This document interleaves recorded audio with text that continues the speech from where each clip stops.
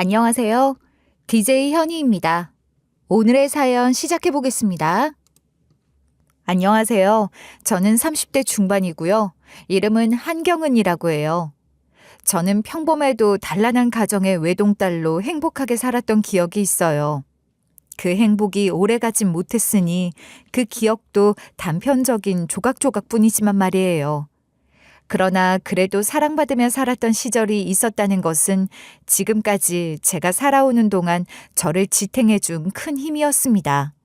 제가 보육원에 보내진 게 5살도 채 되지 않았을 때의 일이니 제가 갖고 있는 기억이 제대로 된 기억인지도 자신이 없지만 엄마가 먼저 돌아가시고 이어 아버지도 돌아가신 것으로 기억해요. 아버지가 홀로 저를 데리고 다니신 기억이 있거든요. 하여간 저는 그 어린 나이에 부모를 모두 잃고 고아가 됐고 낯선 환경에 적응하지 못하고 힘든 시간을 보냈었죠. 저는 제가 가는 곳이 어딘지도 모르고 보육원으로 보내졌던 것 같아요. 보육원에 처음 도착했을 때 그곳은 낯선 소리로 가득했죠. 아이들이 뛰어다니며 소리를 지르고 울고 웃고 싸우는 소리. 저는 어색하게 서서 그 광경을 바라보다가 조용히 구석에 자리를 잡곤 했어요. 처음에는 그런 저를 챙겨주는 어른들이 많았어요.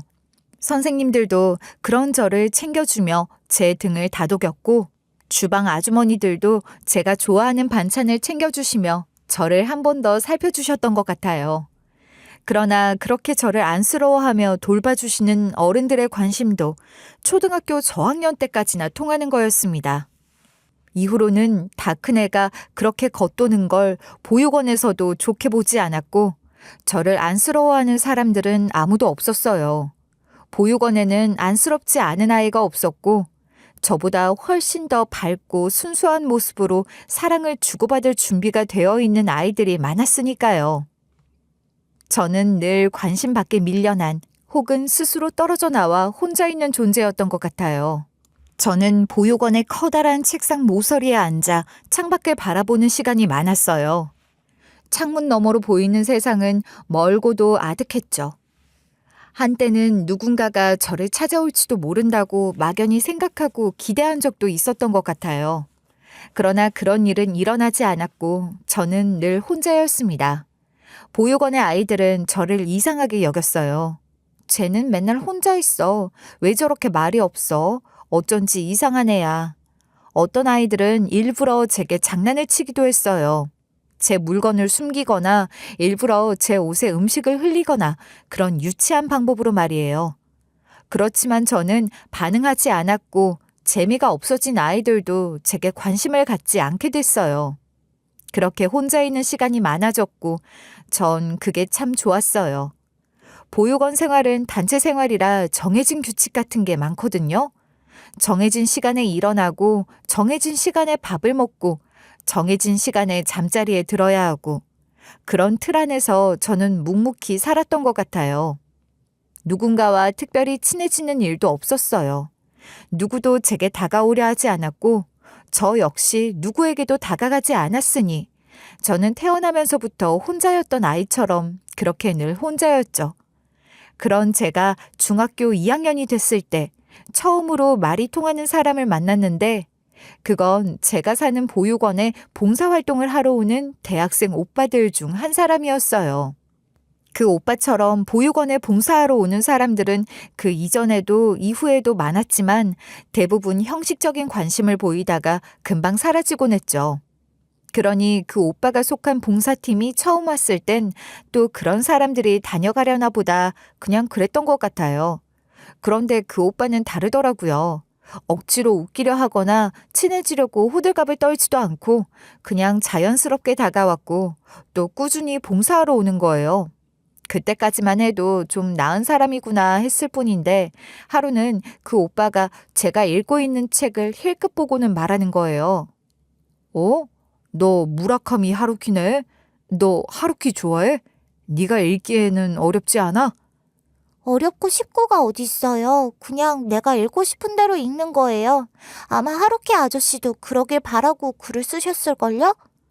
너 재밌는 아이구나. 맞아, 하루키 아저씨는 분명 그런 생각으로 글을 쓰셨을 것 같아.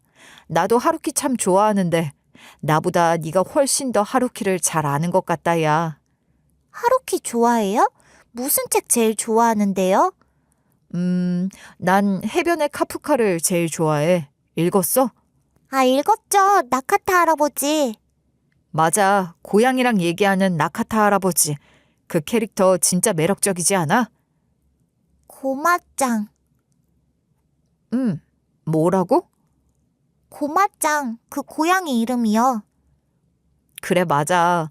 너 나랑 책 읽고 이야기하고 그런 거 해볼래? 나랑 책 취향이 딱 맞는 것 같은데 말이야. 좋아요. 그럼 제일 먼저 무슨 책을 읽을 건데요? 뭔가가 딱 맞아떨어지는 기분이 들었어요. 저는 제가 읽는 책에 대해서 누구하고도 이야기를 나눈 적이 없었거든요. 보육원에는 저처럼 책을 좋아하는 애가 드물었고 다들 제가 뭘 읽든 관심을 보이지도 않았어요. 선생님들조차도 말이에요. 그런데 그 오빠는 처음으로 제 관심사를 알고 싶어하는 사람이었고 또 저와 같은 것에 관심을 갖는 사람이었잖아요. 저만큼이나 그 오빠도 신이 난 듯 저랑 책 이야기하는 걸 좋아했어요. 그날 이후 저는 그 오빠가 봉사활동을 올 때마다 책을 한 권씩 정해 그 책을 같이 읽고 그 책에 대한 이야기를 나누며 친해졌죠. 오빠가 추천해준 책들은 다 너무 좋았어요. 그 중에서도 이방인이나 밤의 문이 열린다 같은 책을 제가 제일 좋아했고 오빠는 그 책들을 제게 선물해 주기도 했어요. 오빠와 책 이야기를 하는 시간만큼은 보육원이라는 공간을 잊고 다른 세상에 있는 듯한 기분이 들었던 것 같아요. 저는 처음으로 누군가와 연결되는 것 같은 느낌을 받았어요. 그리고 책을 통해서라도 세상과 이어질 수 있다는 것도 알게 됐어요. 같은 관심사를 갖는다는 동질감 또한 제게는 엄청난 것이었습니다. 아마 처음 느껴보는 감정이라 더 그랬을 거예요. 그렇게 저는 오빠를 무척 따르게 됐고 오빠가 봉사 오는 날만을 기다리며 살았던 것 같아요. 오빠가 군대에 간다고 인사하러 왔던 날은 펑펑 울었고 오빠가 군대에 있는 내내 오빠 여자친구보다도 제가 더 열심히 편지를 썼을 거예요. 봉사활동 같이 오던 오빠 여자친구는 오빠가 상병이 되기 직전에 고무신 거꾸로 신고 봉사활동에도 더 이상 오지 않았죠. 저녁 후 오빠는 제게 제 편지 덕분에 군 생활을 잘 마칠 수 있었다고 힘들 때 큰 힘이 되었다며 정말 고맙다고 제 머리를 쓰다듬어 줬고 저는 그날 오빠에게 시집 가고 싶다는 생각을 처음 했던 것 같아요. 오빠가 여고생 가슴에 불을 지핀 거죠. 고등학교를 졸업하고 보육원을 나왔을 때 오빠처럼 대학생이 되지 못한 것이 너무 속상하고 초라한 제 모습으로 오빠 앞에 다가갈 수가 없었어요. 그러니 보육원을 나온 후 오빠를 잘 보지도 못한 거죠. 오빠는 대학을 졸업하고도 석사 과정을 밟는다며 계속 학교에 다닌다고 들었는데 괜히 오빠가 다니는 대학 근처를 어슬렁거린 적도 있고 그 학교 앞 카페에서 아르바이트를 할까 뭐 그런 생각까지도 다 해봤는데 역시나 오빠 앞에 나설 자신이 없었던 것 같아요. 오빠 학교에서 한참 멀리 떨어진 변두리, 저의 싼 월세방이 있는 동네 근처 카페에서 아르바이트를 시작했거든요. 집 근처에서 일하면서 교통비라도 아끼고 잠자는 시간이라도 더 벌자 그렇게 자기 합리화를 하면서 말이에요. 그런데 이런 것이 운명일까요? 어느 날 오빠가 제가 일하는 카페에 손님으로 온 거예요. 어떻게 이런 일이? 오빠 학교랑 가까운 것도 아니고 오빠 집이랑 가까운 것도 아니고 그렇다고 뭔가 재미난 게 많은 동네에 있는 것도 아니라 정말 그냥 변두리 상점가에 있는 별 볼 일 없는 그런 카페에 오빠가 나타나다니 말이에요. 오빠, 세상에, 오빠가 이 동네는 웬일이야? 여기까지 올 일이 뭐가 있었어? 야, 임마 경은아, 너 진짜 오랜만이다. 근데 너 정말 너무하는 거 아니야? 어떻게 연락 한 번을 안 하냐? 나? 뭐 그냥 좀 바빴어. 어쭈, 이제 성인이다 이거야? 좀 바빴어? 아유, 근데 너 여기서 아르바이트 하는 거야? 나 이 근처에서 살거든. 아니, 근데 오빠는 정말 이 동네엔 어떤 일이냐고. 아, 맞다.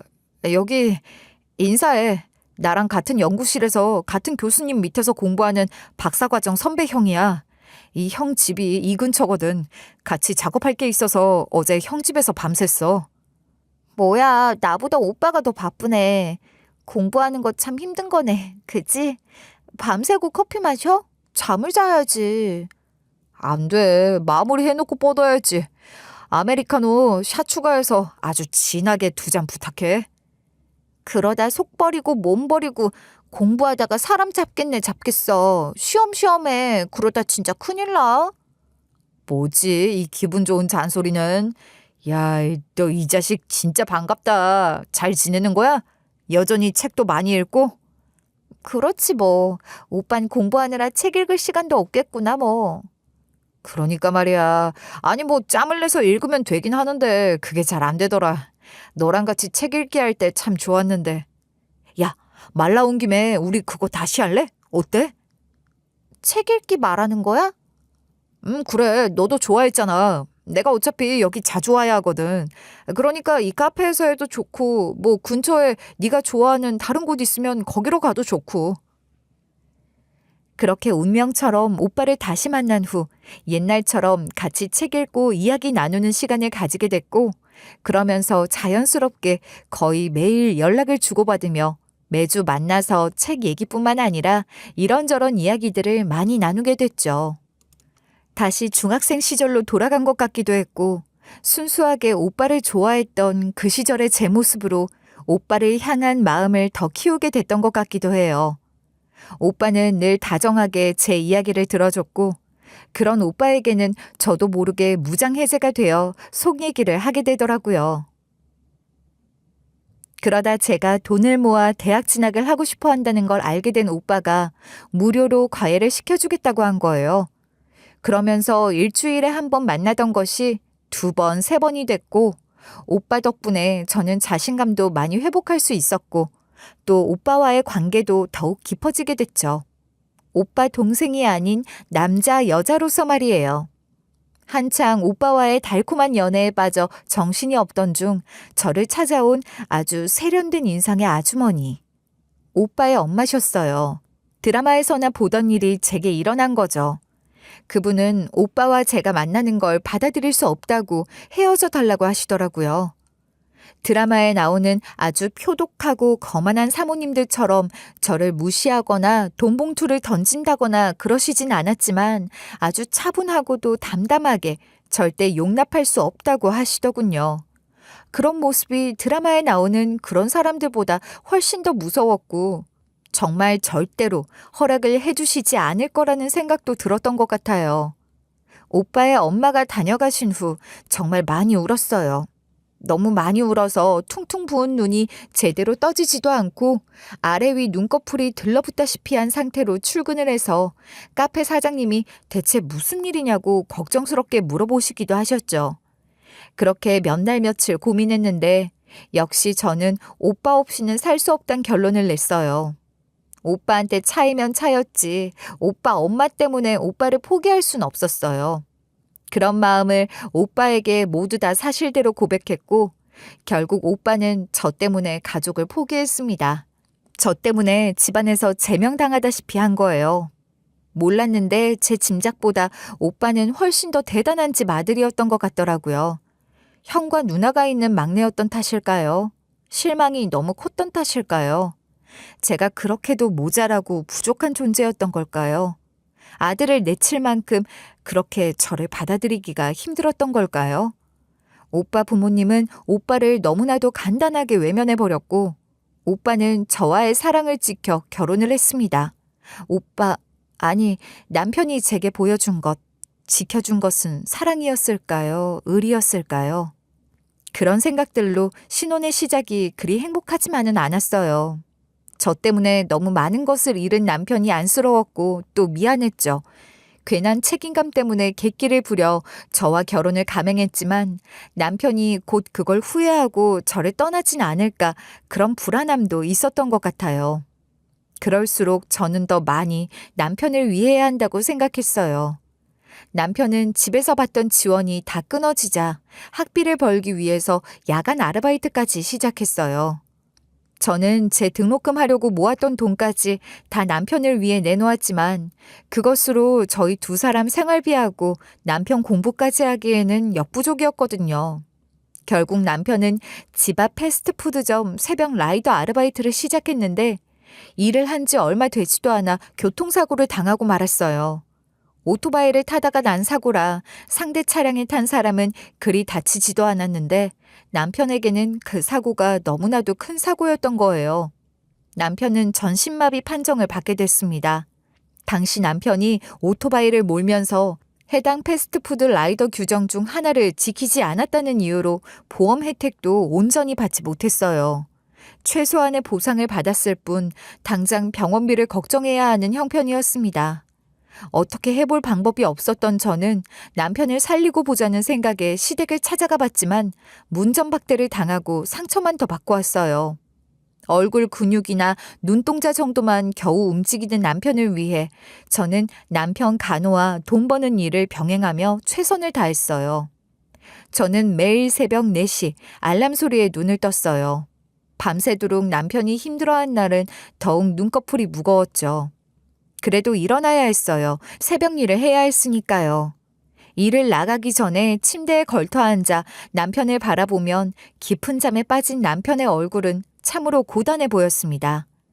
여전히 사고로 인한 흉터가 선명하게 남아있는 이마와 말라붙어 버린 팔과 다리, 그 건장하고 활력이 넘치던 사람이 이제는 손가락 하나 마음대로 움직이지 못하는 몸이 되어버리다뇨.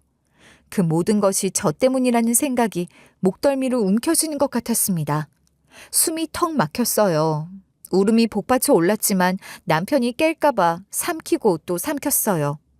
조용히 병실을 나와 병원 근처 빵집으로 향했고 그곳에서 일을 시작했어요. 카페에서 일할 때 사장님의 배려로 베이킹 관련 자격증을 하나 따둔 게 있는데 그 덕분에 구할 수 있었던 소중한 일자리였어요. 아침 9시까지 빵집에서 일을 하고 서둘러 병원으로 오면 남편은 잘 다녀왔냐는 말 한마디 하지 못하고 그저 눈빛으로 어떨 때는 한쪽 눈에 그렁그렁 눈물이 맺히기도 했죠. 저는 급히 다가가 남편의 얼굴을 닦아주면서 괜히 실없는 농담도 던지곤 했습니다. 전신마비 판정을 받았다가도 재활 열심히 해서 휠체어를 타고 다니며 어느 정도 생활을 이어갈 수 있게 된 사람들의 사례를 보여주며 남편에게 용기를 주기도 했고 그러면서 저 스스로도 용기를 내려고 했던 것 같아요. 제가 그렇게 열심히 노력하는 걸 보고 남편도 힘을 많이 내줬어요. 그러나 남편은 7년의 투병 끝에 후유증을 이겨내지 못하고 결국은 제 곁을 떠나고 말았어요. 남편의 마지막 숨이 끊어지는 순간 저는 눈을 감고도 선명히 그걸 느낄 수 있었어요. 제가 잡고 있던 남편의 손에서 모든 것이 빠져나가는 것 같은 기분이 들더라고요. 남편의 마지막 체온이 식어가는 걸 제 손끝으로 고스란히 느끼면서 제 안에서도 무언가가 무너져 내리는 것 같았습니다. 비명도 눈물도 나오지 않았어요. 제 몸도 남편의 몸처럼 차갑게 굳어버리는 것만 같았어요. 그렇게 오랫동안 고통 속에 살았던 남편이 드디어 편해졌다고, 더 이상 힘들어하지 않아도 된다고, 차라리 잘된 일이라고 그렇게 생각하려고 했지만 심장이 찢어지는 것 같은 고통은 가라앉지 않았어요. 남편을 보내는 장례식 내내 저는 기계처럼 움직였고 울부짖으며 오열하는 대신 굳은 얼굴로 형식적인 일들을 반복했던 것 같아요. 와주셔서 감사합니다. 고인 또한 감사하게 생각할 겁니다. 그런 말들이 제 입에서 나올 때마다 제 속은 새까맣게 타들어가는 것 같았고 뭔가가 다 빠져나가는 것 같기도 했어요. 저는 다시 혼자가 되었습니다. 누워있기만 했던 남편이지만 제게는 얼마나 의지가 됐던 사람인데 이제 남편이 누운 자리를 살필 일도, 남편의 몸을 닦아주고 마사지해주고 밥을 먹여줄 일도 없어졌어요. 그냥 텅 비어버린 거예요. 제 마음까지도 말이에요. 저는 그렇게 주저앉아 참았던 눈물을 터뜨리고 말았어요. 가슴이 찢어지고 창자가 끊어진 것 같았고 숨이 턱턱 막혔어요. 온몸이 부서질 것처럼 떨렸습니다. 싸구려 여관방에 들어가 아무도 없는 방 안에서 남편의 이름을 목 놓아 불렀어요. 아무리 불러도 남편은 돌아올 수가 없었죠. 남편이 떠났다는 사실이 머리로는 이해가 되면서도 가슴으로는 받아들여지지 않았던 것 같아요. 울다 지쳐 잠이 들고 몇 시인지 알 수도 없는 시간에 눈을 뜰 때마다 내가 그 악몽에서 깨어나 내 옆에 누워있는 남편을 볼 수 있기를 바랐던 걸지도 몰라요. 제가 창문을 열면 힘없이나마 고개를 돌려 바깥을 보며 웃어줄 것 같고 제가 손을 잡아주면 미세한 손끝 움직임이 느껴질 것만 같았어요. 그런데 이제는 없어요. 이제 제 삶에서, 이 세상에서 남편은 떠나고 말았어요. 혼자가 된 저는 끝도 없는 절망 속에 빠져버렸어요. 저는 남편이 아파하는 동안 단 한순간도 남편을 포기한 적이 없었어요. 매일 조금씩이라도 나아지기만을 바라면서 남편이 좋아하는 책을 읽어주고 이야기를 하고 그랬던 것 같아요. 그렇게 남편을 지키면서 저도 버틸 수 있었던 것인데 이제는 더 이상 지킬 수 있는 사람이 없어진 거잖아요.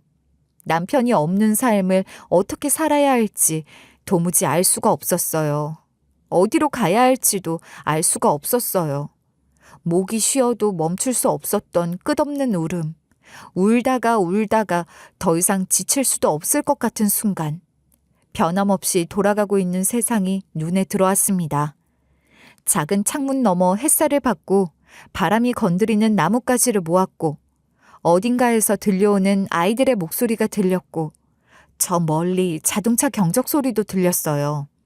그리고 그 모든 것들은 제게 다시 살아야 한다고 말하는 것 같았어요. 그렇죠. 맞아요. 그래도 살아야 했어요. 죽을 수 없으니 살아야 했죠. 그런데 어떻게 살아야 할까요? 방 한 칸은 고사하고 그동안 버는 족족 남편 병원비에 쏟아붓느라 가진 것 하나 없는 형편에 저였습니다. 남편 간호하면서 온갖 일을 닥치는 대로 했으니 어디라도 일을 할 수 있는 곳을 찾아다니는 건 어렵지 않다고 생각했어요. 이왕이면 숙식을 제공받을 수 있는 곳이길 바랐으니 직업 소개소를 찾아가 사정하듯이 부탁했어요. 식당에 딸린 방도 좋고 식모살이도 좋다고 말이에요. 그러나 그런 자리도 쉬운 게 아니더라고요. 그때 제가 일했던 반찬가게 사장님에게 연락이 온 거예요. 남편 병간호하면서 빵집이랑 번갈아 새벽에 다니며 재료 손질하고 반찬 만드는 일을 했던 반찬가게였어요. 그 사장님 말씀이 자기 아는 사람이 일하던 집에서 나오게 됐는데 그 자리를 제게 소개해 주겠다고 하시는 거예요. 저는 사장님에게 은인이라며 감사해 했어요. 눈물 날 정도로 고맙더라고요. 저를 좋게 봐주시고 그런 자리를 소개해 주신 게 정말 너무 고마웠어요. 그렇게 인맥의 도움을 받아 얻게 된 면접의 기회였습니다. 무슨 일이 있어도 이 기회를 잡아야 한다는 절실함을 갖고 반찬가게 사장님이 주신 주소로 찾아갔죠. 주소대로 찾아간 곳에는 커다란 대문이 있었어요. 입주 도우미를 쓸 정도가 되는 집이니 보나마나 부잣집일 테고 집도 으리으리하겠거니 하고 막연하게 생각만 하고 있다가 실제로 커다란 대문 앞에 서니 압도되는 기분 같은 게 들었던 것 같아요. 시댁이라고 할 수도 없는 시댁이었지만 남편 병원비 때문에 딱 한 번 찾아갔다가 문전박대 당했던 그 집이 생각나기도 했어요. 시댁도 어지간히 잘 사는 부잣집이긴 했는데 이 댁 대문에 비하면 초라한 수준이었거든요. 제가 아는 부자가 시댁 식구들밖에 없어서 그런진 몰라도 부잣집 사모님이 날카롭고 까칠하고 까다로운 분이면 어쩌나 그런 생각도 들고 하여간 여러 가지로 복잡했던 것 같아요. 낯선 공간에 들어서기 전 저는 그렇게 잠시 숨을 고르며 머리를 비워내고 싶었지만 쉽지가 않더라고요. 숙식이 제공되는 자리가 쉽지 않으니 꼭 일자리를 따내고 싶다는 간절함 때문에 더 떨렸을 거예요. 심장이 두근거리고 손에 땀이 다 배는 거예요. 당장 지낼 곳이 없어 막막한 제게 입주 도우미 일은 너무나도 필요한 자리였어요. 어떻게 얻은 기회인데 무조건 잘 보여서 일을 따내고 말겠다는 생각으로 배를 눌렀습니다. 잘 다듬어진 정원을 따라 들어가며 서서히 보이기 시작하는 저택. 저는 마치 제가 영화 속에 들어간 것 같은 기분이 들었어요. 이런 집에서 살면 어떤 기분일까? 그러다가 이내 고개를 세차게 저으며 정신 차리라고 저 스스로에게 다시 한 번 더 주의를 줬어요. 걸음을 옮길 때마다 단단한 돌길에 발바닥이 부딪혔는데 발소리가 요란하게 나지는 않을까 일부러 조심해서 사뿐사뿐 밟으며 천천히 안으로 들어갔어요. 정원을 지나 만난 현관문 또한 만만찮게 크고 웅장해서 저를 한 번 더 기를 죽이는 것 같더라고요. 입술이 바짝 마르는 것 같아 잠깐 망설이고 있었는데 바로 현관문이 열렸고 단정한 차림의 중년 여성이 저를 맞아주셨어요. 누군가 다른 일 하는 사람이 저를 맞아줄 거라 생각했는데 의외로 사모님이 바로 현관으로 나와주신 거예요. 아, 안녕하세요. 오늘 면접 보러 온... 네, 기다리고 있었어요. 들어오세요. 집이 참 근사해요. 정원이며 뭐며 대문부터 시작해서 관리를 잘하신 표시가 나는 것 같아요. 그런가요? 좋게 봐주시니 감사하네요. 일하시는 분들이 고생이 많으시죠, 뭐. 사모님의 말투는 딱딱하지 않았지만 그렇다고 지나치게 부드럽지도 않았어요. 저는 신발을 벗고 조심스럽게 사모님을 따라 집 안으로 들어갔죠. 거실로 향하는 긴 복도를 걸어가는 동안 제 눈은 쉴 새 없이 집안 풍경을 살피느라 바빴어요. 넓고 높은 천장과 화려한 샹들리에, 고풍스러운 벽등, 매끄럽게 광이 나는 바닥, 모든 것이 고급스러우면서도 고상하더라고요. 딱 그 사모님의 취향이 느껴지는 것 같았어요.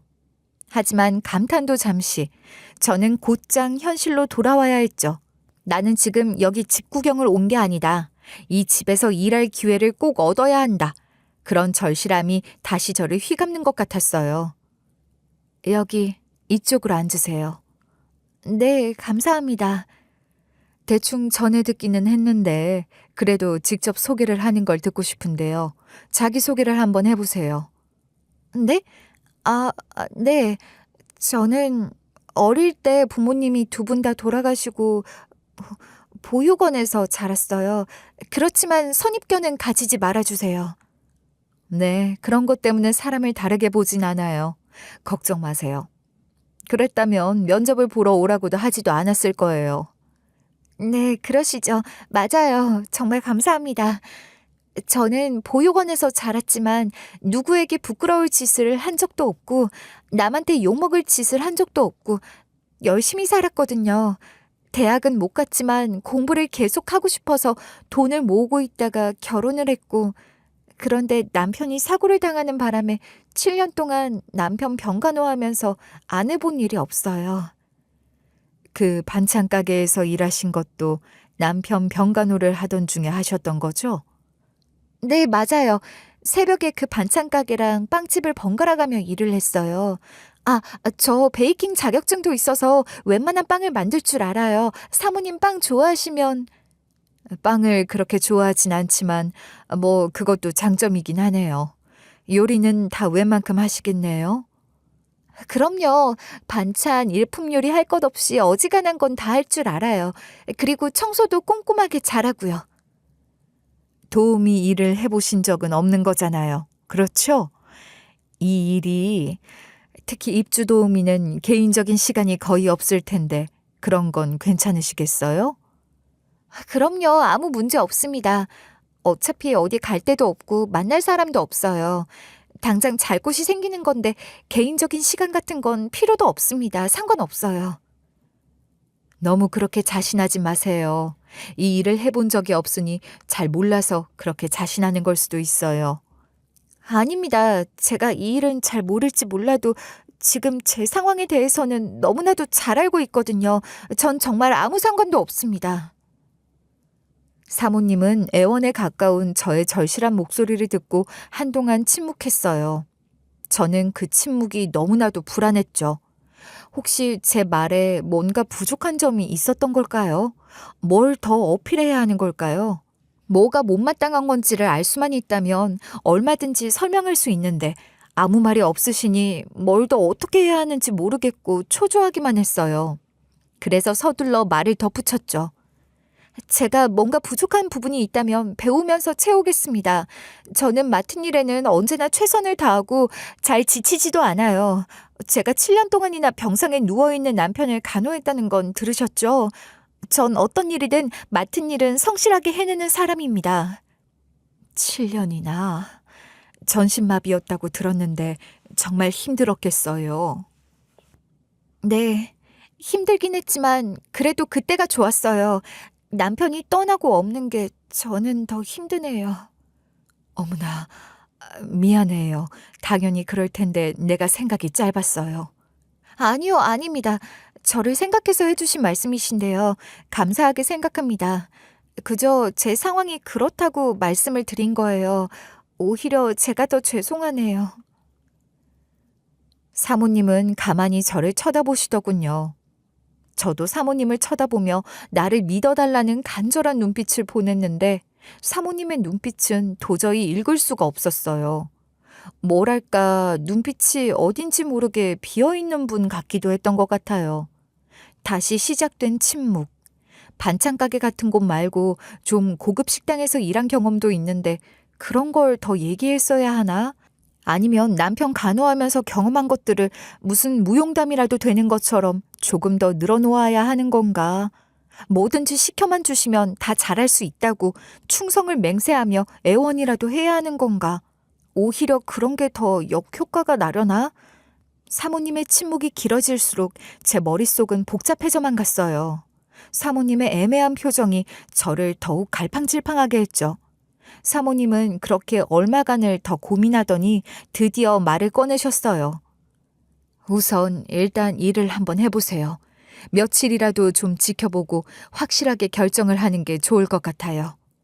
네, 알겠습니다. 기회를 주셔서 감사해요. 저 정말 열심히 하겠습니다. 저 사실 여기 오면서 간도 쓸기도 다 빼놓을 각오로 왔는데 사모님이 너무 좋은 분이신 것 같아서 더 감사하고 있어요. 정말 열심히 할게요. 그래요. 다 좋은데 너무 긴장하지 말고 또 그렇게 다 너무 잘하려고도 하지 말고 편하게 해요. 입주 도우미 일은 단거리 달리기가 아니에요. 마라톤 같은 거니까 꾸준함이 중요해요. 네, 맞는 말씀이세요. 새겨 듣겠습니다. 그래요. 그럼 긴장도 좀 풀고 동네 지리도 익힐 겸 심부름 하나만 해주겠어요? 네, 그럼요. 얼마든지요. 어디 마트에서 장이라도 봐올까요? 그건 아니고 여기 이리로 가면 인쇄소가 하나 있어요. 거기 가서 이거 1,000장만 인쇄해 오세요. 1,000장이요? 네, 알겠습니다. 그런데 이게 뭐예요? 사모님이 제게 인쇄해 오라고 주신 것은 뜻밖에도 미아 전단지였어요. 이런 사모님이 미아 전단지라니. 거기서 일단 놀랐는데 미아 전단지에 다시 눈길을 돌렸다가 너무 놀라서 눈앞이 아득해지는 것 같더라고요. 사모님이 주신 미아 전단지에 찍혀 있는 어린아이 사진은 분명 저 어릴 적 사진이었어요. 아니, 왜 그 전단지에 제 어릴 때 사진이 있는 걸까요? 심지어 그 전단지 속 사진의 배경이 되는 곳은 제가 갖고 있는 단 한 장의 어린 시절, 제 사진 속 배경과 같은 곳이었어요. 어렴풋한 제 기억 속에도 남아있는 곳, 집 앞에 있는 놀이터였거든요. 사모님, 이게 대체 뭐예요? 이게 무슨... 나한테 그런 사연이 좀 있어요. 그런 이야기는 차차 하게 되겠죠. 우선 인쇄부터. 아니요, 사모님. 이 사진 말이에요. 이건 제 어릴 적 사진입니다. 뭐라고요? 다시 말해봐요. 지금 뭐라고 했어요? 여기요. 이것 보세요. 제가 갖고 있는 유일한 제 어릴 때 사진인데 이 사진에 있는 배경이랑 똑같은 배경이잖아요. 이게 제 사진이고요. 같은 사진은 아니지만 이건 분명 저예요. 저를 찍은 제 사진이에요. 세상에, 이럴 수가. 제가 갖고 다니는 그 사진을 꺼내어 보여드렸더니 사모님은 그 사진을 들고 그 자리에서 그대로 실신하고 말았어요. 이게 대체 어떻게 된 일일까요? 제 어릴 적 기억의 단편 속 엄마는 아빠보다 먼저 돌아가신 것 같았는데 돌아가신 게 아니라 날 버리고 어디론가 가버렸던 걸까요? 대체 사모님은 누구란 말이죠? 정말 저를 버리고 도망간 제 엄마인 걸까요? 모든 것이 미궁 속이었고 답답해서 미칠 것 같았지만 사모님이 깨어나시기 전까지 저는 그렇게 온갖 생각을 다하며 애타게 기다릴 수밖에 없었습니다. 저는 구급차를 불러 응급실로 사모님을 모시고 갔고 여러 명의 여자들이 분주하게 왔다 갔다 한 덕분에 사모님은 이내 정신을 차리셨어요. 그리고는 바로 저를 찾으시더라고요. 제 손을 덥석 잡고는 한참 동안 아무 말도 하지 못하는 사모님의 눈빛은 아주 심하게 흔들리고 있었습니다. 사모님, 혹시 사모님이 저를 낳아주신 분이신가요? 제 엄마세요?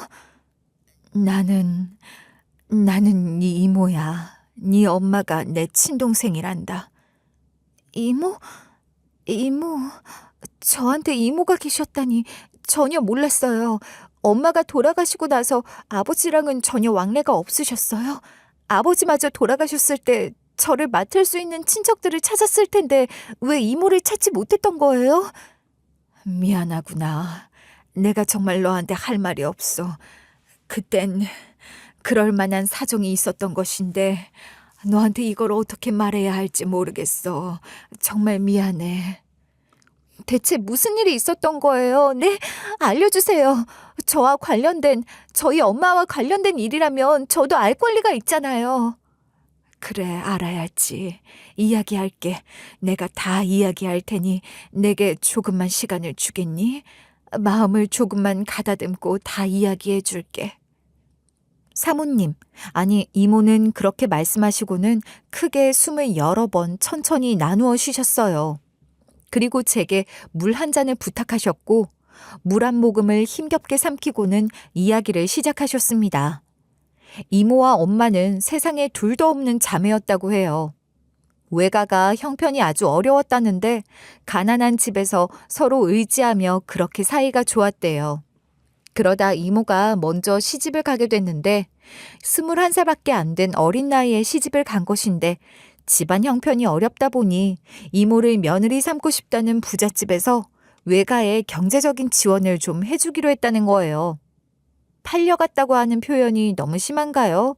그렇지만 이모 이야기를 들을 때 저도 모르게 그럼 팔려가듯이 시집을 간 것 아니냐는 말이 툭 튀어나왔어요. 다소 표현이 좀 거칠긴 하지만 그만큼 정확하고 직관적인 표현도 없지 않나요? 이모가 사랑해서 하는 결혼도 아니고 친정 살림에 보탬이 되겠다는 마음으로 시집을 간 건 맞는 거죠. 게다가 이모부가 될 분은 나이도 많고 재혼이었다고 하더라고요. 너무해요. 아무리 그래도 21살밖에 안 된 이모를 그런 곳에 시집을 보내다니요. 굶어 죽는 것도 아니었는데 이모는 그런 결혼을 왜 한다고 했어요? 모르겠어. 그땐 당연히 해야 하는 줄 알았어. 내가 맏딸이니까 살림 미천이 되어야 한다는 의무감 같은 것도 있었을 테고. 또 몰라. 나도 가난이 싫었겠지. 심지어 우리 엄마는 그런 집에서 나를 데려가겠다고 하는 걸 고맙다고 했을 정도야. 말도 안 돼. 뭐 얼마나 대단한 집이었길래. 하긴 지금 이모가 살고 있는 집을 보니까 엄청난 부잣집이긴 했나 보네요. 근데 그 집이 손이 귀한 집이었어. 게다가 보수적인 집이고 재산도 그렇게 많은 집이었으니 대를 이을 아들이 꼭 필요한 집이었거든. 그 사람은 재혼이라고 했잖아. 전처랑은 연애 결혼을 했던 건데 아이가 안 생겨서 결국은 이혼을 한 거라고 했어. 그러니까 어리고 예쁜 이모 지금도 이렇게 고우신데 그땐 훨씬 예쁘셨겠죠. 그러니까 그런 이모를 데려가려고 한 거군요. 그 집에서. 나를 며느리 삼겠다고 시어머니 되실 분이 엄청 공을 들이셨어. 우리 집에 찾아와서 옷도 사주고 가시고 목걸이도 주고 가시고 말이야. 결혼도 하기 전에 그렇게 잘해주시니 그 집에 시집 가면 평생 호강하고 살 줄 알았지. 나도 그땐 어렸잖아. 근데 결혼을 하고 나니 돌변했어요? 이모한테 막 시집살이 시키고? 그게 아니라 나도 임신이 안 됐던 거야. 몇 년이 지나도 애가 안 생기더라고. 그쯤 되면 이모부한테 문제가 있었던 거 아니에요? 그러기나 말이야. 그땐 그런 생각도 못했고 요즘처럼 난임이나 그런 치료가 잘 되던 때도 아니니까. 그래서 어떻게 됐어요? 그래서 그때 나랑 너희 엄마가 말이야. 그땐 너희 엄마도 너희 아빠를 만나서 결혼을 했을 때야. 너희 엄마는 결혼을 하자마자 아이가 생긴 거지. 사실 그때 너희 엄마 아빠는 경제적으로 아직 준비가 덜 된 상황이었는데 덜컥 임신이 돼서 좀 걱정을 하기도 했었어. 그래서 너희 엄마랑 내가 무슨 생각을 했냐면 말이다. 그때 이모는 자기 시댁에는 비밀로 하고 동생, 그러니까 저희 엄마가 가진 아이를 이모가 낳은 아이로 만들어서 이모가 데려다 키우려고 했다는 겁니다. 전 너무 황당하고 기가 막혔는데 그때만 해도 그런 일들이 더러 있었다고 해요. 장손이 없을 때 작은 집에서 큰 집으로 입양 보내는 일 같은 거 말이에요. 그렇지만 이 경우는 그런 것도 아니잖아요. 심지어 이모 시댁에는 말도 안 하고 아이를 갖지도 않은 이모가 가짜로 임신한 연극까지 하면서 엄마가 낳은 아이를 이모 아이로 키우겠다고 한 건 완전히 다른 이야기죠.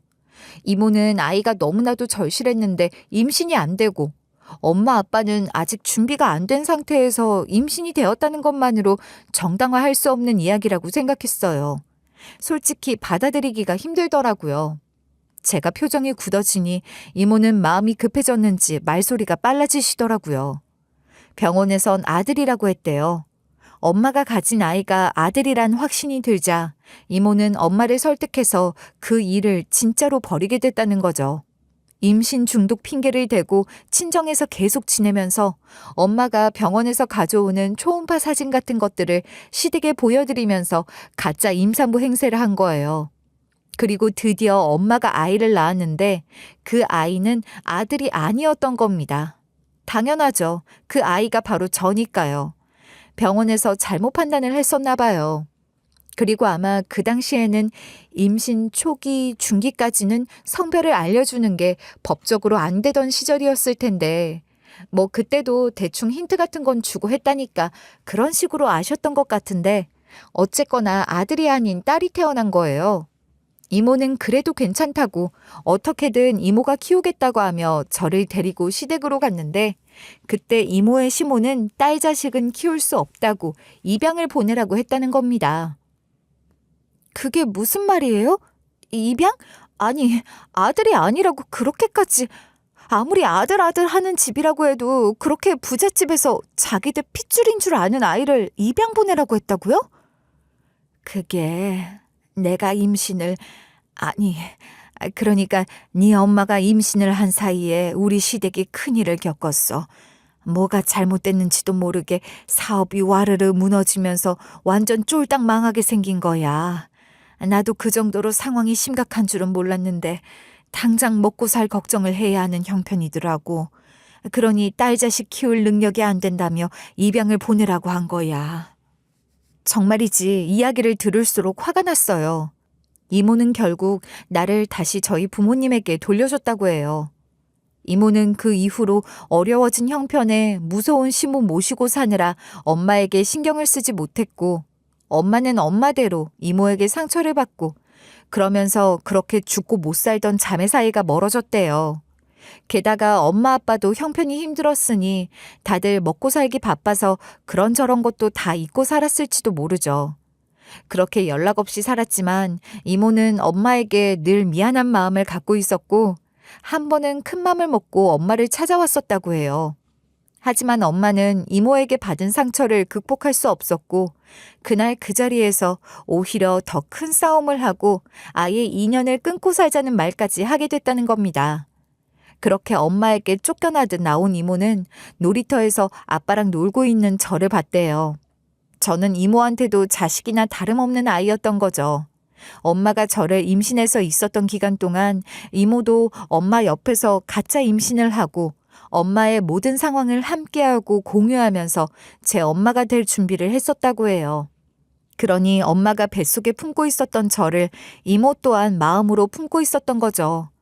제 엄마가 되어 저를 데려다 키울 생각이었던 이모였으니 제게 특별한 애잔한 마음을 가지는 게 어쩌면 당연했을 거예요.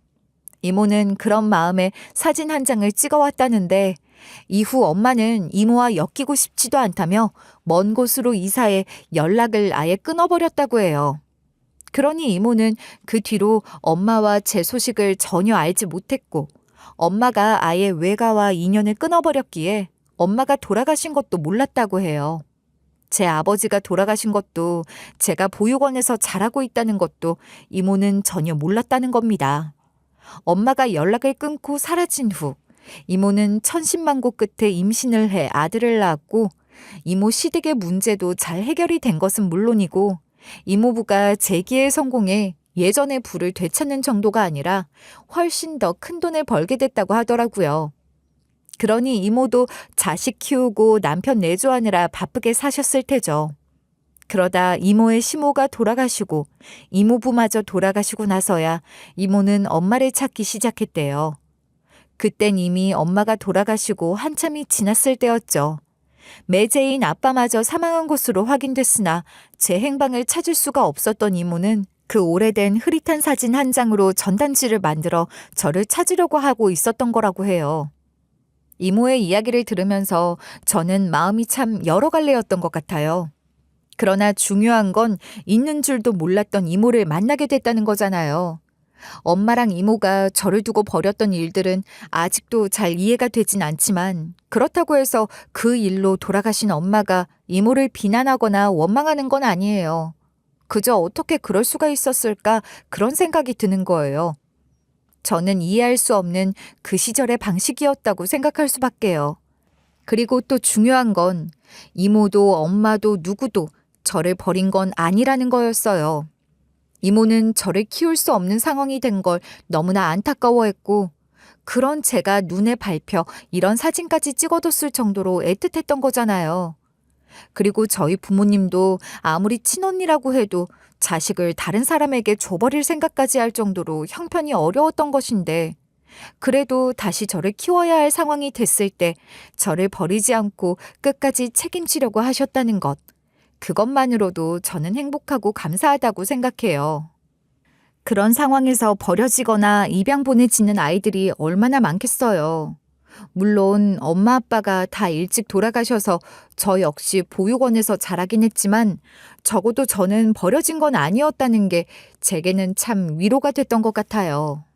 평생 외롭게 살다가 제 평생에 단 한 사람, 남편을 만나서 의지하고 살다가 그 남편마저 떠나버리고 다시 외로운 처지가 된 제게 갑자기 이모가 나타나고 또 사촌 오빠도 생긴 거예요. 처음에는 믿을 수 없는 우연 앞에 얼떨떨하기만 했고 받아들이기도 어려웠지만 이제는 어느 정도 적응을 한 것 같아요. 사촌 오빠도 참 좋은 사람이더라고요. 사촌 오빠는 결혼이 늦어져서 이제 결혼한 지 3년 됐대요.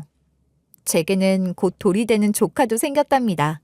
이모는 물론이고 사촌 오빠와 새언니의 조카까지 이런 대가족을 갖게 된 게 아직도 꿈만 같아요.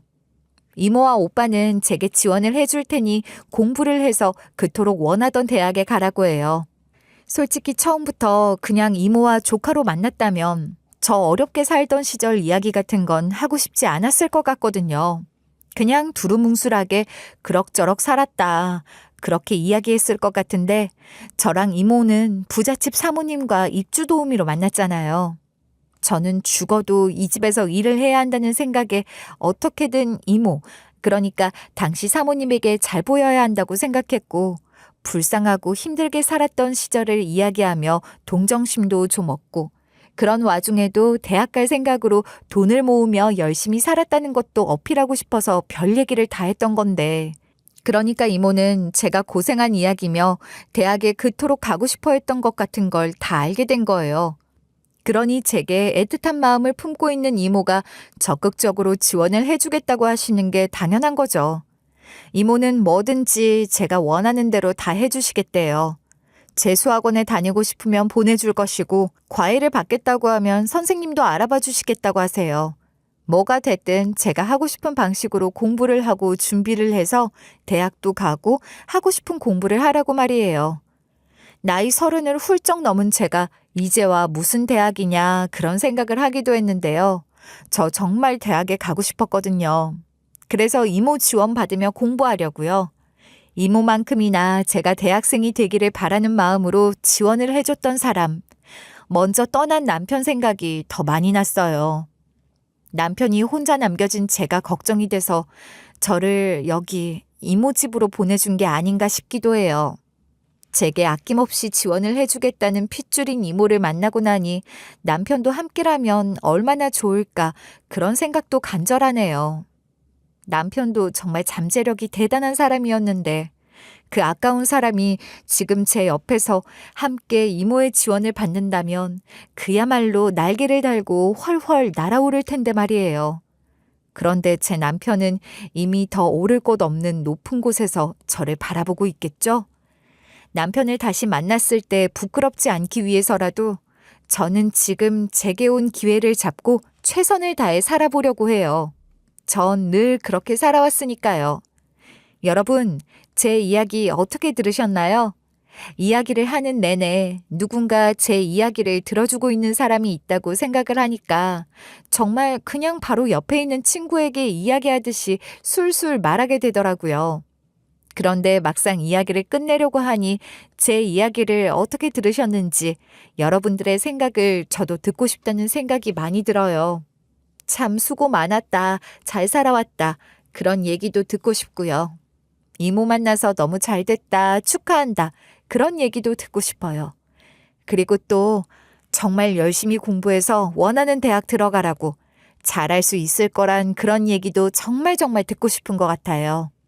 여러분들 목소리를 제가 다 들을 수는 없겠지만 이렇게 끝까지 들어주신 것만으로도 제가 듣고 싶은 그런 이야기들을 다 해주시는 거라고 그렇게 생각할게요.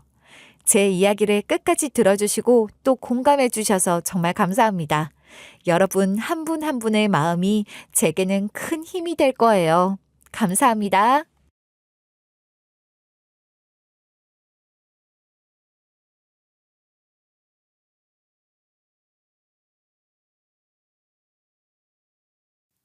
안녕하세요. DJ 사나입니다. 오늘의 사연 시작해 보겠습니다. 사람이 살아가면서 가장 기적 같은 순간은 무엇일까요? 어떤 사람은 사랑하는 사람을 만난 순간을 떠올릴 수도 있고, 어떤 사람은 꿈을 이루었을 때를 말할 수도 있겠죠. 저에게 있어 가장 기적 같았던 순간은 정말 기묘한 인연과 운명으로 이루어진 어떤 만남이었습니다. 오늘 저는 그 기적 같은 이야기를 여러분께 들려드리고자 사연을 보내게 되었어요. 지금부터 시작해 볼게요. 어릴 때 저는 매일같이 집을 뛰쳐나가고 싶었어요. 저희 집은 하루하루가 전쟁터였어요. 부모님은 하루도 빠짐없이 싸웠고 싸울 때마다 집안 공기가 얼어붙었어요. 싸우는 이유는 다양했죠. 돈 때문에, 성격 차이 때문에, 아빠가 마시는 술 때문에, 엄마가 쓰는 돈 때문에. 아빠가 작정하고 엄마를 두들겨 팬다거나 했다면 신고라도 했을 텐데 둘은 말로 또 심하면 몸까지 쓰고 물건까지 던져가면서 미친 듯이 싸워댄 거라 이웃 신고로 경찰이 다녀가도 딱히 할 수 있는 조치도 없었어요. 아마 요즘처럼 부부 상담 TV 프로그램이 많았다면 저희 부모님도 한 번쯤은 방송을 탔을 겁니다. 동네가 떠나가라 싸워대는 통에 저랑 동생은 밖을 떠돌기 일쑤였고 하도 시끄럽다고 경찰이 왔다 간 적도 여러 번이라 이미 동네에는 소문이 쫙 나 있었거든요. 두 사람은 무슨 철천지 원수처럼 하루가 멀다 하고 싸워댔고 아빠는 술에 취해 들어오면 저랑 동생을 못 살게 굴고 그럼 엄마는 다음날 저희 앞에서 하루 종일 아빠 욕을 하고 그게 매일같이 반복되는 저희 집 일상이었어요. 또 술이야, 또 술. 돈 없다고 지 마누라가 일하다 얼어 뒤질 것 같아서 패딩 잠바 하나 산 거 가지고 쥐잡듯 잡아대더니 지가 술 처마실 돈은 있나 보지? 야 인간아, 네 뱃속으로 들어간 그 술값만 아껴도 우리가 요 모양 요 꼴로는 안 살아. 지금 맨날 부어라 마셔라 해대는 술값 생각은 안 하고 어디서 나한테 돈 쓴다고 바가지야? 이씨, 이놈의 집구석. 네가 자꾸 그러니까 내가 안 마시고 배겨? 너랑 한 달만 살면 예수 부처가 와도 아마 미치고 팔짝 뛸 거다.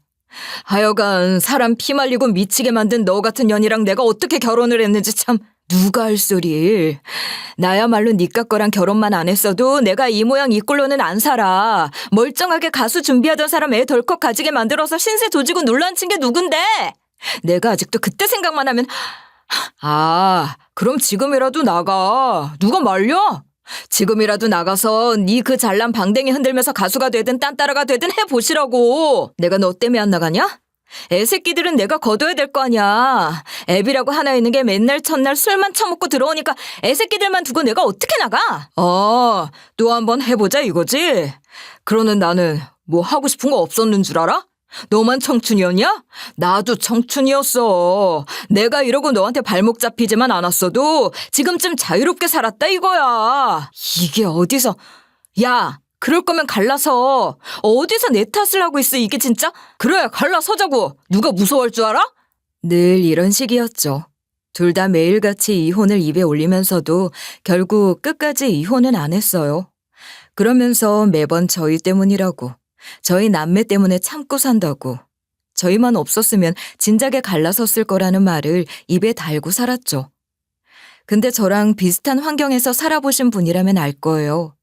하루가 멀다 하고 싸워대는 부모보다는 차라리 한부모 가정에서 자라는 게 훨씬 낫다는 걸. 둘은 그냥 싸움에 중독된 사람들 같았어요. 저희 때문에 산다는 말은 다 핑계 같았죠. 대체 누가 붙잡았다고. 차라리 이혼하고 각자 조용히 살면 좋겠다고 생각했어요.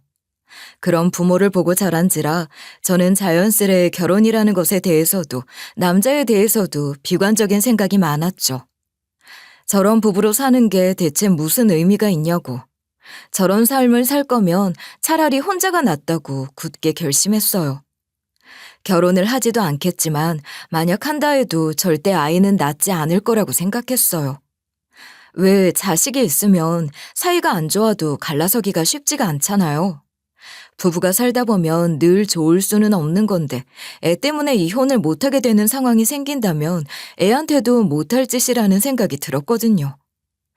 어쨌든 부부 둘은 그렇게 싸워대도 자식에 대한 책임감은 있었던 건지 뭔지 제가 성인이 되고 얼마 지나지 않아 두 사람은 이혼을 했어요. 참 질기고 질긴 인연이었죠.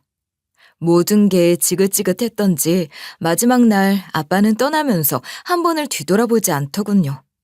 짐을 싸면서도 저희를 한번 힐끗 본 게 전부였어요. 잘들 살아라. 그게 마지막이었어요. 그리고 그날 이후로는 완전히 연락이 끊겼죠. 뭐 저로서도 굳이 찾을 생각은 없었고요.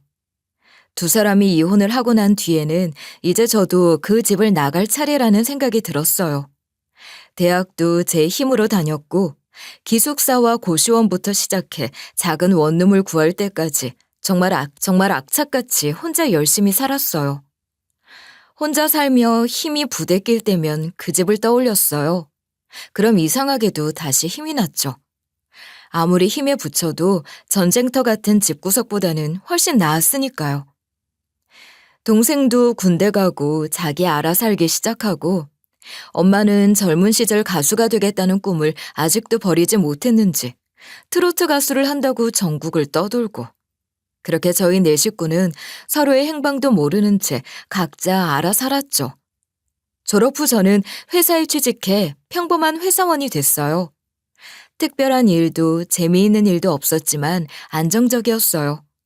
그냥 여기에서 일하면서 차곡차곡 저축하고 어떻게든 혼자 잘 살아남는 게 유일한 꿈이었죠. 연애는 생각도 안 했어요. 결혼이요? 우리 부모처럼 될까봐 꿈도 안 꿨어요. 그런 관계라면 혼자가 100배 나으니까요. 그런데 회사를 다니면서 남편을 만나게 된 거예요.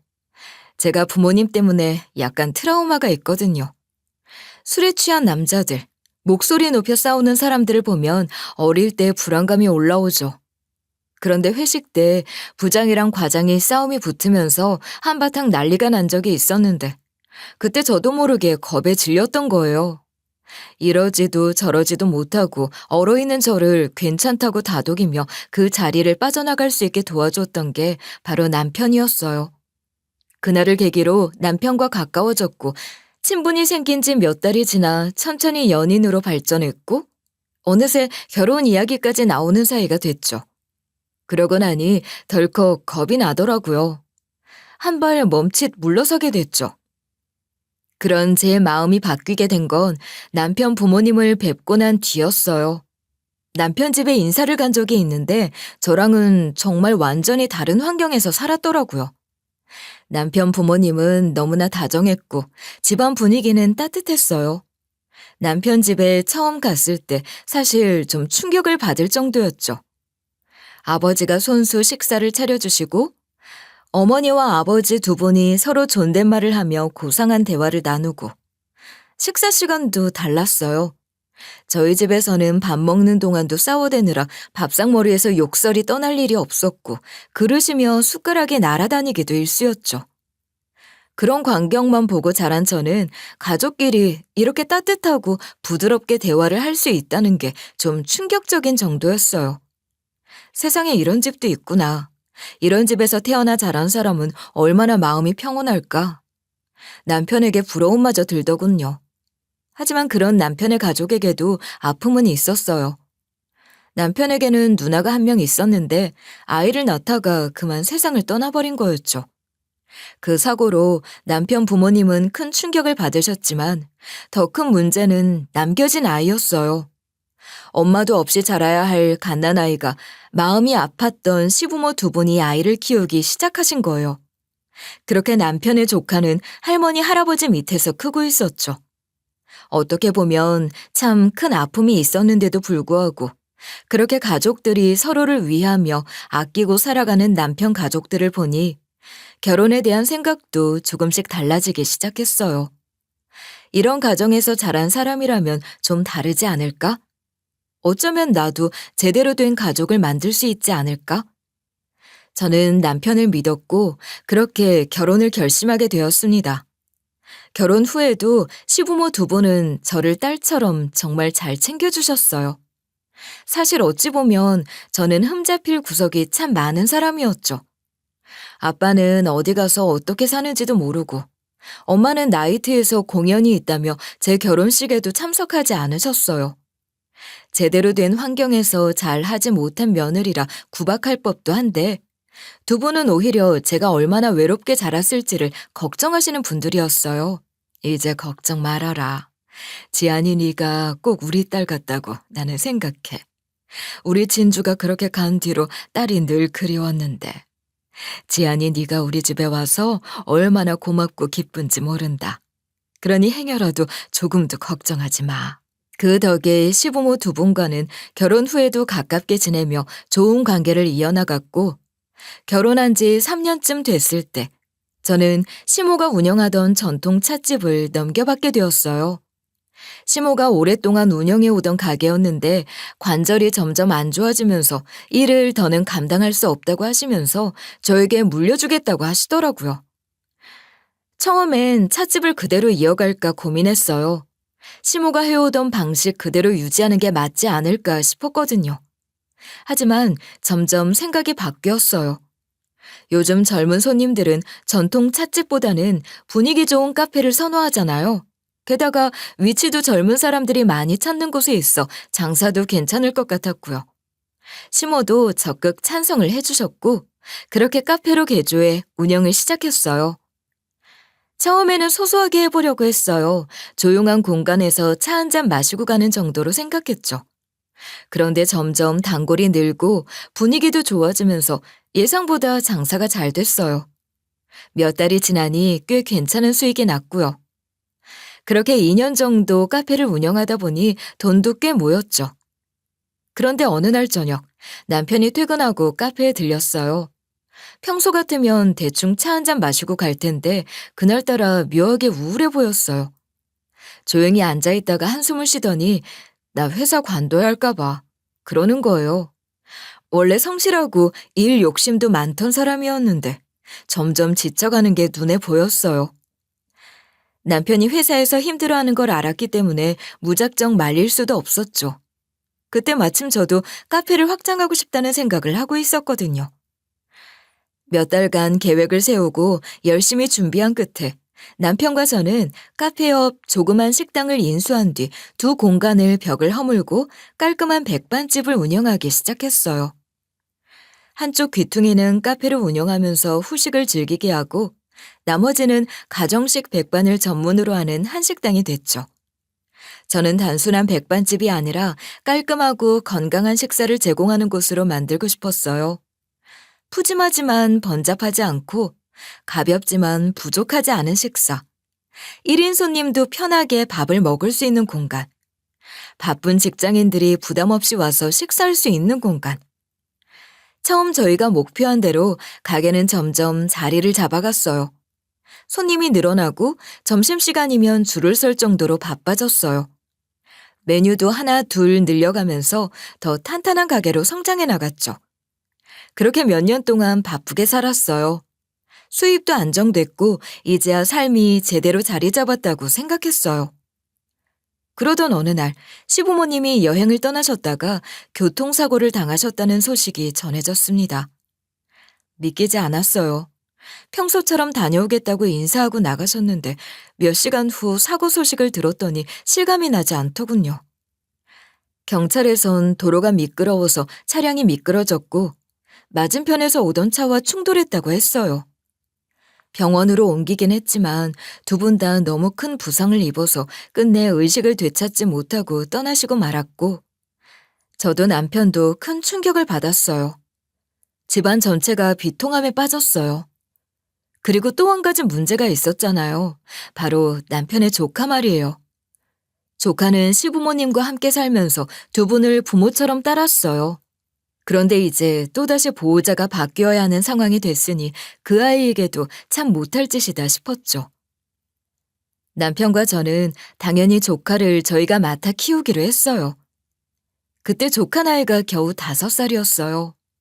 너무 어린 나이에 부모를 잃고 할아버지 할머니까지 잃었으니 어른들조차도 감당하기 힘든 일을 아이가 어떻게 견딜까 걱정이 되더라고요. 어린 아이라 죽음에 대해 알지는 못하겠지만 하루아침에 할머니 할아버지가 사라지고 나니 불안해하는 게 느껴졌죠. 조카가 저희 집에 온 첫날 아이가 아무 말 없이 방구석에 웅크리고 앉아 있었어요. 밥을 차려줬는데도 손도 대지 않고 가만히 앉아 있었어요. 아무리 다가가도 반응이 없었어요. 그러다가 밤이 되자 갑자기 울기 시작했어요. 조용히 흐느끼는 게 아니라 참았던 울음을 터뜨리는 것처럼 울었어요. 남편도 아이를 안고 한참을 같이 울었습니다. 그날 밤 조카는 제 품에 안겨서 잠이 들었어요. 저는 그때 처음으로 이 아이를 진짜 제 딸처럼 키우겠다고 다짐했어요. 시간이 지나면서 조카도 저희를 부모처럼 따르기 시작했어요. 어느 순간부터 조카는 자연스럽게 절 엄마라 부르며 따르기 시작했고 저도 그 아이를 마음 깊이 딸로 받아들였죠. 그렇게 저희 가족은 다시 안정을 찾아가는 듯 했어요. 딸은 잘 자라주고 있었고 저희도 식당을 운영하며 바쁘게 살았어요. 그런데 시부모 두 분이 떠나신 지 1년 만에 남편이 갑자기 건강 이상을 느끼고 병원에 갔다 그만 암 선고를 받게 된 겁니다. 남편은 정말 건강했던 사람이었어요. 운동도 꾸준히 하고 늘 활기찼던 사람이었어요. 그런데 정말 생각지도 못하게 병이 찾아왔고 치료를 받으면서 남편은 점점 야위어 갔어요. 원래 180cm에 80kg이 넘던 건장한 남자가 투병이 길어지면서 60kg도 채 되지 않을 정도로 마르고 약해졌어요. 저는 남편을 간병하면서도 식당을 운영해야 했고 아이도 키워야 했어요. 하루하루가 버거워지기 시작했죠. 남편 마음이 약해질까봐 항암 치료만으로도 힘들 사람이 더 미안해할까봐 남편 앞에서는 강한 척만 했지만 솔직히 혼자서 버티는 게 정말 힘이 들더라고요. 오죽했으면 한날은 친정 엄마한테까지 연락을 했어요. 인연을 끊다시피 하고 살고 있었는데 너무 힘든 상황이 되니 저도 엄마 생각이 나더라고요. 돈을 달라는 얘기도 아니었고 애를 봐달라는 것도 아니었고 그냥 너무 힘에 겨워 목소리라도 들으려 전화를 한 거였는데 돌아오는 첫 마디 말은 나 너한테 해줄 돈 없다 였어요. 나도 먹고 살기 힘들어. 예. 너는 이제 나이 30이 넘었으면 자립도 하고 엄마를 도와주며 살아야지. 어째 아직도 그러고 엄마 지 어려울 때만 사람을 찾고 그러니? 내가? 내가 어려울 때 엄마를 찾았다고? 입은 비뚤어졌어도 말은 똑바로 하랬어. 나는 이날 이태껏 살면서 엄마 한 번 찾은 적 없어.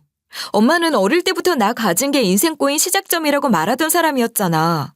나만 보면 한숨 쉬고 내가 자기 팔자 망친 원흉이라는 듯이 쳐다본 거 내가 몰랐을 줄 알아? 어린애한테 그런 상처를 주고 내가 결혼할 때조차 와보지도 않던 사람이 기가 막힌다 정말. 그래서 이제 와서 뭐 애미 노릇하라 이거야? 그래서 네 용건이 뭔데 이 기집애야. 누구는 뭐 딴따라짓 해서 먹고 살기 쉬운 줄 알아? 전화해서는 다짜고짜 재수없게 맥이 탁 풀리더군요.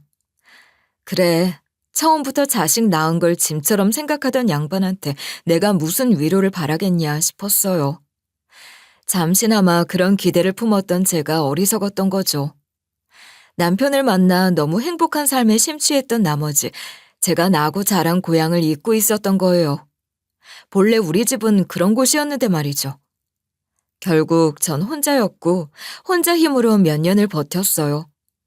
남편을 간병하고 식당을 운영하고 아이를 키우며 하루하루를 보냈어요. 그리고 결국 남편이 떠났어요. 딸이 초등학교에 막 입학한 해였어요. 장례식장에서 모든 감정이 무너져 내렸어요.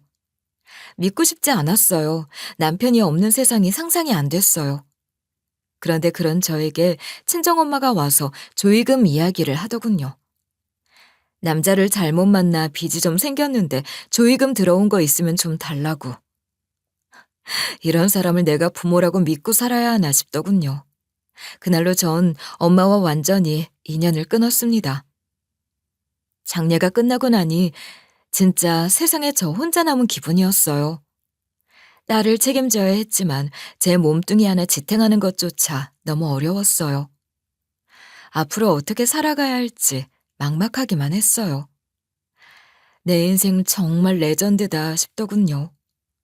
핏줄로 이어진 가족은 다 뿔뿔이 흩어져 남보다 못했고 결혼으로 맺어진 가족은 결국 하나 둘 세상을 떠났죠. 남편까지 떠난 후 저는 정말 혼자가 된 거예요. 그때 만약 제게 딸이 없었다면 저는 아마도 끔찍한 선택을 했을지도 모르겠습니다. 하지만 모든 삶의 의미를 잃어가던 순간 딸이 절 붙잡아줬어요. 그래, 남편은 죽었지만 그래도 나는 살아야지 하고 마음을 다잡았습니다. 저는 어른이지만 딸에겐 정말 저 하나밖에는 없잖아요. 그런 딸을 위해서라도 살아야 했어요.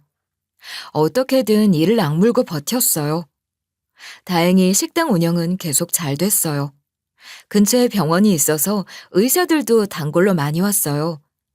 그런데 그중에 유독 눈에 띄는 사람이 있었어요. 항상 혼자 와서 조용히 밥을 먹고 가는 의사였어요. 다른 의사들은 서로 친하게 지내면서 같이 와서 식사했는데 그 사람은 늘 혼자였어요. 말도 거의 없었고 분위기가 남달랐어요. 처음에는 그냥 낯을 가리는 사람인가 싶었는데 다른 의사들이 은근히 그를 피하는 걸 보고 궁금했어요. 알고 보니 그 의사는 병원에서도 동료들과 잘 어울리지 못하는 사람이었어요. 서빙을 하면서 다른 의사들이 말하는 걸 듣게 됐는데 그 의사가 겉도는 이유는 단순했죠. 너무 원칙주의자에다 사람들에게 곁을 안 준다는 것. 병원에서 관행처럼 이루어지는 일들도 원칙에 어긋난다면 절대 용납하지 않았고 그 덕에 일을 2배, 3배 더 해야 되는 상황이 발생하니 직원들 입장에선 싫어할 만도 한 거죠. 가게에서도 그 의사는 혼자 조용히 식사만 하고 갔어요. 사람들과 친해지려는 노력은 할 생각도 없는 사람처럼 늘 혼자만 찾아오더라고요. 그런데 전 이상하게 그 사람이 신경 쓰였어요. 매일 같은 시간에 와서 같은 메뉴를 시키고 조용히 밥을 먹고 가는 모습이 어딘가 외로워 보였어요. 그래서 자연스럽게 챙겨주기 시작한 거죠. 반찬을 조금 더 얹어주고 후식도 챙겨주고 그러다가 한날은 그 의사가 저한테 남은 반찬이 있으면 도시락을 좀 싸줄 수 없겠냐고 묻더군요. 값을 지불할 테니 아침도 저희 음식으로 식사를 하고 싶다고. 저는 도시락을 싸 건네며 돈은 필요 없다고 그냥 오래오래 단골해달라고 얘기했어요. 의사는 한사코 돈을 건네려 했지만 저는 받지 않았죠. 그렇게 종종 도시락을 건네며 몇 년을 단골로 인연을 이어갔어요. 그렇게 몇 년이 지난 어느 날 제가 큰 사고를 당했어요. 가게 위 옥상에서 내려오다 계단에서 발을 헛디딘 거예요. 순간적으로 균형을 잃고 그대로 굴러 떨어졌어요. 정신이 아득해졌어요. 다리에 감각이 없었고 숨 쉬는 것도 힘들었어요. 늦은 밤이라 주변에 사람도 없었어요.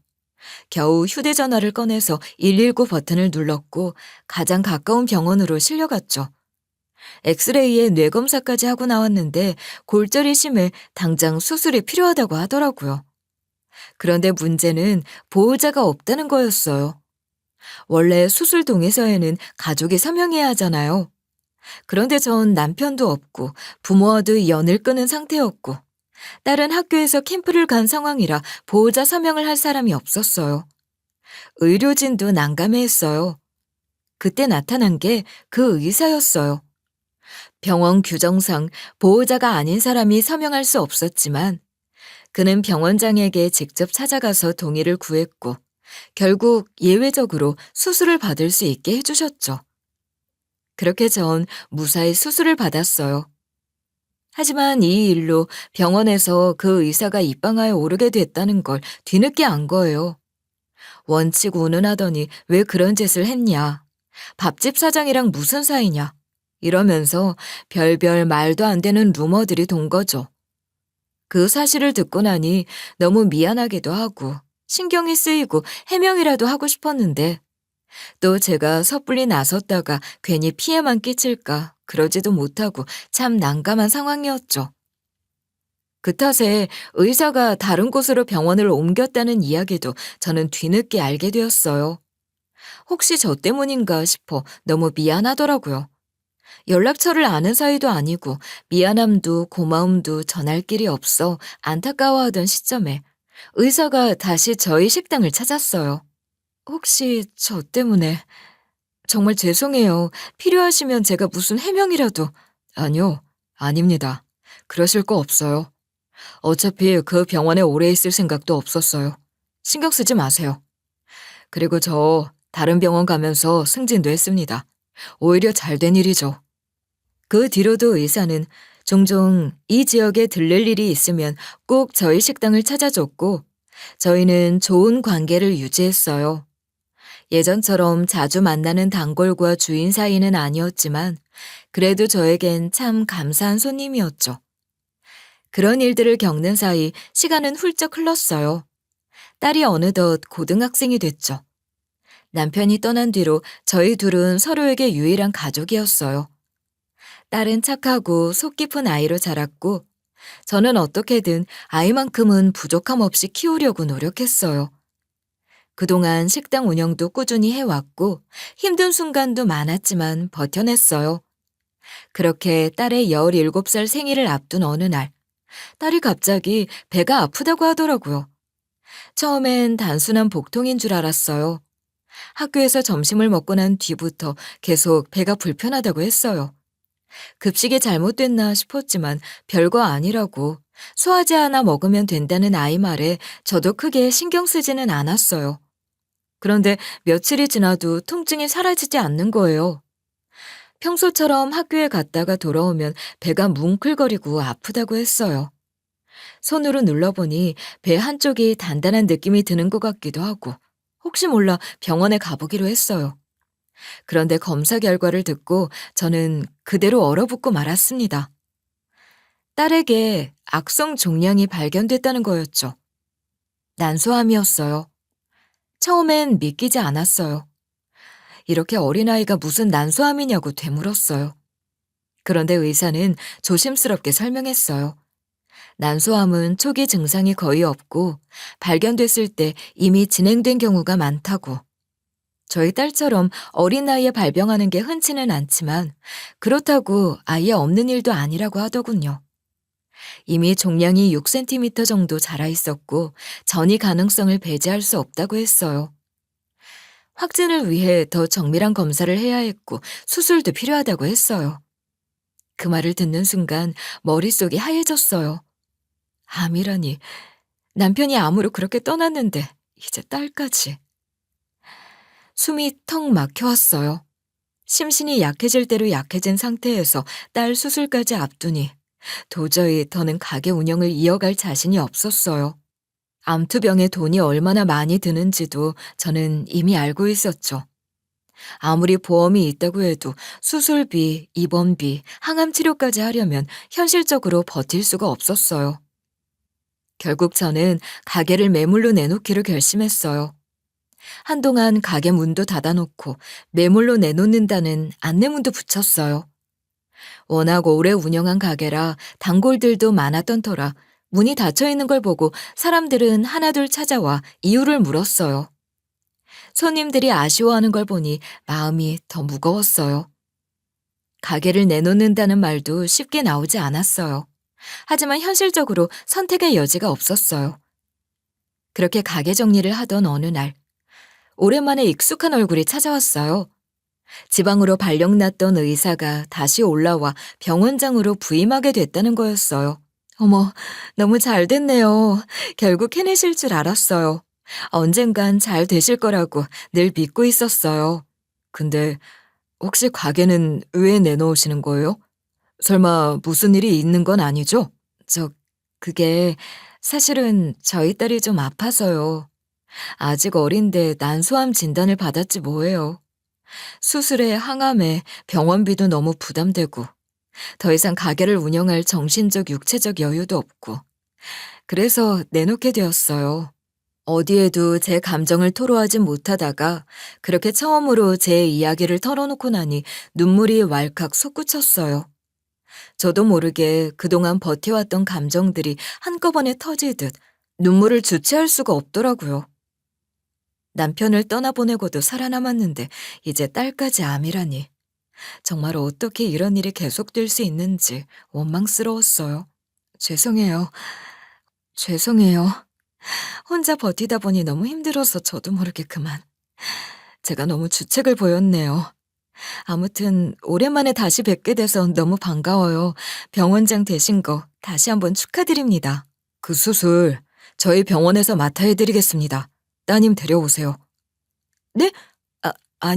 아니에요.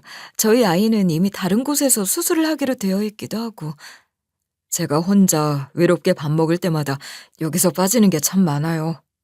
10년 넘게 이 집밥을 먹으며 끼니를 해결했고 심적으로 위안도 많이 받았습니다. 그 정도는 도와드릴 수 있어요. 그리고 저희 병원의 난소암 수술을 가장 잘하는 의사도 있고요. 제가 도와드리고 싶어서 그래요. 그러니 믿고 데려와 주세요. 저는 깜짝 놀랐어요. 너무 큰 돈이었고 그런 도움을 받아도 되는 건지 혼란스러웠어요. 하지만 계속해 병원장은 절 설득했고 저는 결국 딸을 데리고 병원으로 갔어요. 그렇게 병원에 도착한 날, 병원장은 딸을 보더니 갑자기 이유를 알 수 없는 눈물을 보이기 시작했어요. 마치 시간이 멈춘 사람처럼 멍하니 서 있더니 두 손으로 얼굴을 감싸고 울기 시작했어요. 처음엔 혼자 막 중얼거리더니 갑자기 바닥에 주저앉아서는 대성통곡하기 시작하는 거예요. 너무 당황스러웠죠. 그가 원래 이렇게 감정을 드러내는 사람이 아니었어요. 한때 무뚝뚝하고 외골수 같았던 사람. 늘 원칙만 고집하며 감정에 휘둘리지 않던 사람이었는데 지금은 무너진 사람처럼 소리 없이 흐느끼고 있었어요. 딸도 어리둥절해하며 절 바라봤죠. 좀 이상한 사람인가 싶기도 하고 하필 제 딸을 보고 그러는 게 좀 찜찜하기도 하고 해서 일단 딸을 먼저 밖으로 내보내 간호사에게 맡긴 뒤 저는 병원장을 붙잡고 대체 왜 그러시냐 물었어요. 그런데 그가 갑자기 믿을 수 없는 질문을 했어요. 이런 질문 너무 실례인 건 알지만 따님 혹시 친딸이 맞습니까? 병원장의 질문에 순간 전 얼어붙었어요. 사실 엄격히 말하면 제 친딸이 아니긴 하잖아요. 조카이지. 그걸 어떻게 알았는지 모르겠어요. 저는 당황해서 무슨 말씀이세요? 라고 되물었어요. 그러자 병원장이 떨리는 목소리로 혹시 김진주 씨를 아십니까? 하고 묻는 거예요. 그 순간 심장이 덜컥 내려앉았어요. 김진주. 그 이름은 너무나도 익숙한 이름이었어요. 바로 우리 신우의 이름이었거든요. 병원장은 계속 떨리는 목소리로 말했어요. 그 이름을 어떻게 아시는 거죠? 저 아이, 진주 딸 맞는 거죠? 그런 거죠? 실은 저희 진주, 제 친딸이 아니라 저희 신우의 딸이에요. 신우 이름은 김진주가 맞고요. 지금은 사정상 제가 딸로 키우고 있어요. 친딸은 아니지만 친딸이나 다름없습니다. 그런데 대체 저희 딸을 어떻게 하시고 제 말이 끝나기가 무섭게 병원장은 두 손으로 얼굴을 감싼 채 어깨를 들썩이며 울기 시작했어요. 말 그대로 대성통곡이었어요. 마치 온 감정을 다 쏟아내듯이 오랫동안 억눌려 있던 감정이 터져나온 듯이 울었어요. 저는 그제야 감이 왔어요. 뭔가 있다. 이건 단순한 감정이 아니다.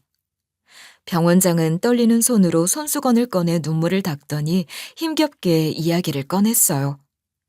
김진주, 그러니까 제 시누이는 한때 병원장이 사랑했던 사람이라고 하더군요.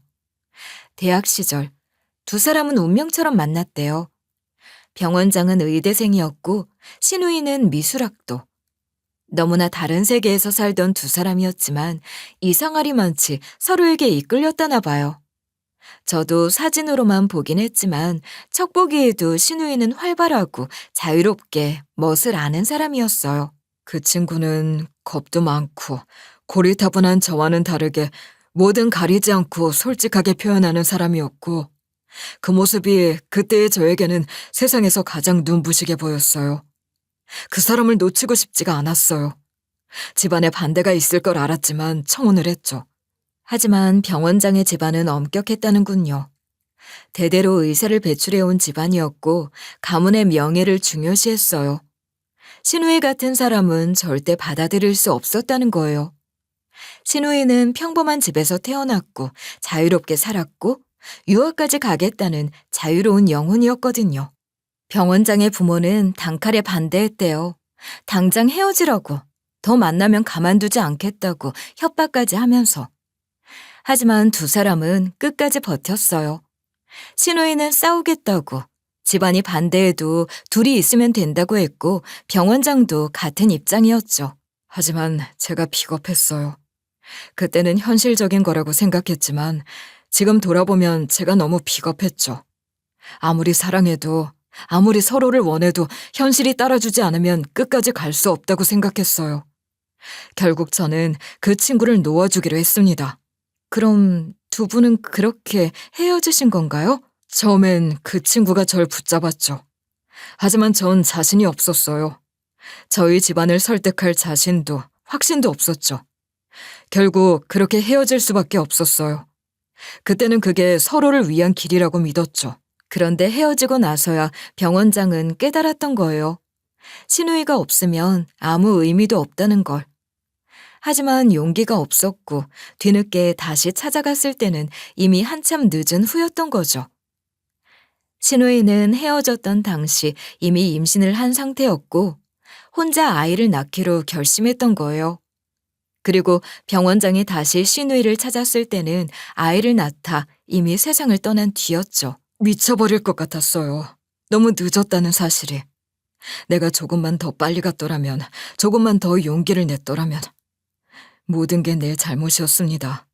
내 용기 없음 때문에, 내 비겁함 때문에 그 사람을 그렇게 떠나보낸 거예요. 그럼 그때 지은이를 처음 보신 건가요? 네.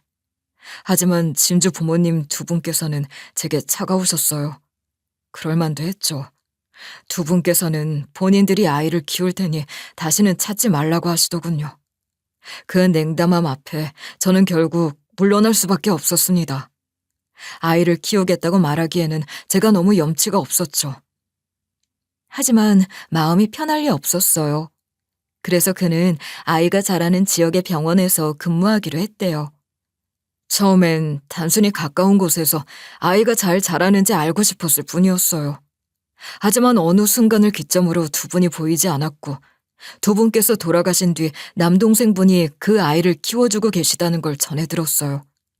하지만 연락처를 알지도 얼굴을 알지도 못했기에 찾을 도리가 없었죠. 그렇게 막막함 속에서 병원장은 스스로를 벌주기로 했던 겁니다. 그는 철저하게 혼자 살았어요. 가족도 친구도 연인도 없이. 병원에서도 동료들과 어울리지 않으며 철저하게 혼자가 되었던 겁니다. 집에서 결혼을 독촉할 때도 자기는 평생 결혼하지 않을 거라고 하면서 말이죠. 하지만 어느 순간 사장님 가게에서 밥을 먹으며 조금씩 마음의 위안을 얻었던 것 같아요. 따뜻한 밥 한 끼가 외로운 마음을 달래주었고, 그 가게에서의 시간들이 유일하게 편안한 순간이었죠. 세상에 이런 인연이 있을 거라고는 생각도 못했어요. 그냥 단순히 참 감사한 분이라고만 생각했지. 저도요. 이런 인연이 있을 줄은 미처 몰랐습니다. 그토록 보고 싶었지만 찾지 않았던 아이가, 제 딸이 이렇게 제 앞에 서 있을 줄은. 그런데 어떻게 알아보신 거예요? 아주 어렸을 때 보고 그 후로는 한 번도 보신 적이 없었을 텐데. 똑같습니다. 진주랑요. 표정, 눈빛, 손짓 하나까지. 그리고 결정적인 건 목 정가운데에 있는 밀크색 반점이었어요. 진주에게도 있었거든요. 그리고 따님의 나이를 듣는 순간 모든 게 맞아떨어졌어요. 그는 한참을 조용히 있다가 제게 말했어요. 이 사실을 따님에게 밝힐지 말지는 어머니께 맡기겠습니다. 저에겐 자격이 없어요. 당당하게 나설 자격도, 내가 아빠라고 밝힐 자신도 없죠. 다만 아이의 수술과 치료만큼은 제가 모두 책임지겠습니다. 그것만은 부디 허락해 주세요. 저는 혼란스러웠어요. 하지만 지금 당장은 고민할 여유가 없었어요. 일단 딸의 수술이 먼저였죠. 병원장은 최고의 의료진을 꾸렸어요. 다른 병원의 명의들까지 불러들이며 완벽한 수술팀을 구성했어요.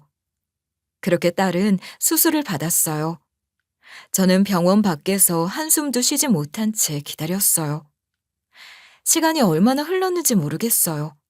그저 기도하는 마음으로 앉아 있었어요. 몇 시간이 지나고 수술실 문이 열렸어요. 수술은 성공적으로 끝났다고 했어요. 모든 종양을 제거했고 추가적인 치료가 필요하긴 하지만 회복이 가능하다고 했어요. 저는 그 말을 듣는 순간 다리에 힘이 풀렸어요. 눈물이 멈추지 않았어요. 회복실에서 딸을 보는데 이제야 실감이 났어요. 남편을 잃고부터 하루하루가 막막했는데 이렇게 딸을 다시 건강하게 품에 안을 수 있다니. 너무 감사해서 또다시 눈물이 흘렀습니다. 병원에서는 딸을 위한 최상의 치료를 제공했고 병원장도 계속 신경을 써줬어요. 덕분에 딸은 빠르게 건강을 되찾아갔어요. 몸이 점점 나아지는 걸 보면서 저는 안도의 한숨을 쉬었어요. 그런데 동시에 제 마음은 점점 무거워졌어요. 이 모든 사실을 딸에게 말하는 게 맞을까? 딸이 감당할 수 있을까? 웬 낯선 사람이 갑자기 나타나서 사실은 네 친아버지라고 한다면 그걸 딸이 어떻게 받아들일까? 처음에는 모른 척 하려고도 했어요. 딸이 아픈 상황에서 이런 감정적인 충격까지 안겨줄 필요는 없다고 생각했죠. 혹시라도 딸이 약해지면 안 되니까요. 하지만 그런 제 생각도 조금씩 바뀌었어요. 저는 딸에게 이 사실을 숨길 자격이 없다는 생각이 들었죠. 아이는 부모를 선택할 수 없어요. 하지만 부모를 받아들일 권리는 있어요. 저는 이걸 가로막을 수 없었어요. 결국 저는 딸에게 진실을 말하기로 결심했습니다. 어느 날 딸이 병실 창가에 앉아 있길래 조용히 다가가 앉았어요. 어떻게 말을 꺼내야 할지 몰랐어요. 하지만 어렵게 입을 열었어요. 엄마가 너한테 꼭 해야 할 이야기가 있어. 딸은 절 바라봤어요. 저는 깊이 숨을 들이마시고 차근차근 이야기를 꺼냈어요. 널 낳아준 사람이 누군지, 엄마는 어떤 분인지, 그리고 아버지가 살아있다는 사실과 그 사람이 바로 병원장이라는 사실까지. 딸은 처음엔 아무 말도 하지 않았어요. 표정이 굳어졌어요. 저는 불안했어요. 혹시 받아들이지 못할까봐. 그런데 한참 후에야 딸이 조용히 입을 열었어요. 엄마, 말해줘서 고마워. 뭐? 고맙다니. 너 충격받진 않았어? 좀 놀랍긴 한데, 글쎄, 왜 그런진 나도 모르겠지만 이상하게 좀 덤덤하네. 내가 엄마 친딸 아니라는 건 나도 알고 있었잖아. 친아빠 얘기는 들어본 적이 없으니 어딘가 살아있겠거니 했던 건데. 그게 그 사람이라면 나쁘지 않은 것 같아. 딸은 예성보다 어른스러웠어요. 긴 침묵 끝에 딸은 제 손을 잡았어요. 그리고 제게 말하더군요. 하지만 내 친아빠가 누구든 내 엄마는 항상 엄마야. 그 사실은 절대 변하지 않아. 엄마가 날 어떻게 키워왔는지, 날 얼마나 사랑해줬는지 나 전부 다 알고 있어. 그러니까 엄마, 친아빠가 나타났다고 혹시라도 이상한 마음 갖지 마. 알았지? 그 말을 듣는 순간 참아왔던 눈물이 터졌어요. 어쩌면 제가 기다려왔던 말이었나 봐요. 진짜 아빠가 나타났으니 전 필요 없다고 훌쩍 가버릴까 내심 무의식적으로 걱정이 있었나 봐요. 그런데 마치 그런 제 마음을 헤아리기라도 한 듯 제 마음을 다독여줬고 그게 얼마나 다행인지, 얼마나 기특한지, 얼마나 고마운지. 딸은 어른보다 더 어른스러웠어요. 그렇게 얼마 뒤 딸과 병원장은 부모와 자식으로 다시 만나게 됐어요. 처음 두 사람이 마주한 순간 병원장은 한동안 아무 말도 하지 못했어요. 마치 무너질 듯한 표정으로 서 있었어요. 딸도 병원장을 가만히 바라봤어요. 처음에는 낯선 사람을 보는 듯한 시선이었어요. 하지만 점점 뭔가 익숙한 듯한 표정이 되었어요. 마치 본능적으로 느끼고 있는 것 같았어요. 병원장은 한 걸음 다가가서 떨리는 손으로 딸의 손을 잡았어요. 그리고 그대로 무너졌어요. 그는 단단한 사람이었어요. 원칙을 지키는 사람이었죠. 감정을 내보이지 않는 사람이었고요. 하지만 그 순간만은 아니었어요. 손을 꼭 잡고 눈물을 흘렸어요. 그동안 해주고 싶었던 말들이 얼마나 많았을까요? 하지만 그는 아무 말도 하지 않았어요. 그저 손을 잡고 울었어요. 딸은 처음엔 당황했지만 이내 조용히 손을 맞잡았어요. 그렇게 두 사람은 조용히 서로를 받아들였어요. 그 일이 일단락되고 어느 날 병원장이 절 찾아왔어요.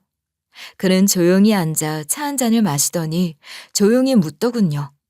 앞으로는 어떻게 하실 생각이냐고.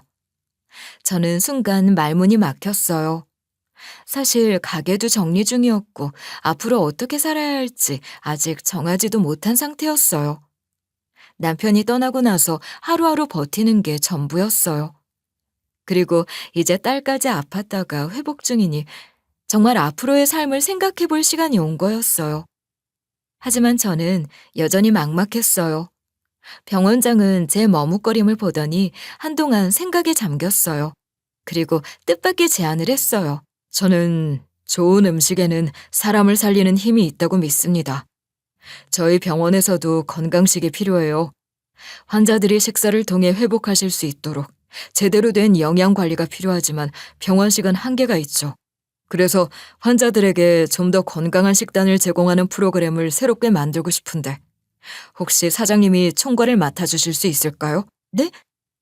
제가요? 제가 가장 이상적으로 생각하는 음식이 바로 사장님이 해왔던 그 식단 같은 음식이에요. 그동안 환자들에게 건강한 한 끼를 제공하는 걸 고민해왔는데 운영하시던 식당처럼 따뜻하고 건강한 식단을 만들어주고 싶어요. 사장님이 틀림없는 적임자이십니다. 저는 고민 끝에 그 자리를 받아들이기로 했어요. 그렇게 저는 병원의 영양팀 총괄을 맡게 됐죠. 처음엔 단순히 식사 조정을 하는 정도라고 생각했지만 점점 더 깊이 빠져들었어요. 환자들의 상태에 맞춘 영양 설계를 하고 따뜻한 한 끼를 준비하는 일은 단순한 일이 아니었어요. 처음엔 걱정이 많았어요. 제가 전문 영양사가 아닌데 병원에서 이런 일을 맡아도 되는 걸까 싶었죠. 하지만 병원장은 제게 확신을 줬어요. 중요한 건 전문 지식이 아니라 환자를 생각하는 마음이라고 했어요. 그리고 그 부분에서는 제가 가장 적합한 사람이었다고 말이죠. 그렇게 시간이 흐르면서 저는 점점 이 일이 보람차게 느껴졌어요. 환자들이 식사를 하면서 건강을 되찾아가고 감사 인사를 전해올 때마다 뿌듯했어요. 딸도 점차 건강을 되찾았고 저도 새로운 삶을 시작했어요. 그제야 정말 다시 살아갈 용기가 생기기 시작했어요. 이후 병원장은 딸의 건강과 공부를 전적으로 책임지겠다며 신경을 많이 써주었고, 딸은 저와 함께 살면서 병원장을 가끔 만나고 있어요. 생각해보면 참 희한한 조합이죠. 제가 낳지도 않았지만 이 세상 누구보다 소중한 딸과 딸의 아버지인 줄도 모르고 손님과 가게 주인으로 만났던 저와 병원장까지. 그렇게 가족 아닌 가족이 된 지금의 인연은 참 생각할수록 신비하다는 생각이 듭니다. 그리고 이렇게 새로운 형태의 가족 아닌 가족이 생겼다는 게 참 감사해요. 어린 시절 제가 선택하지 못했던 가족은 서로 헐뜯기 바빴지만 이런 새로운 가족을 만나게 해준 남편에게도 정말 감사하고요. 지금에 와 그 모든 일들을 돌아보면 그래도 참 살아있기를 잘했다 싶어져요.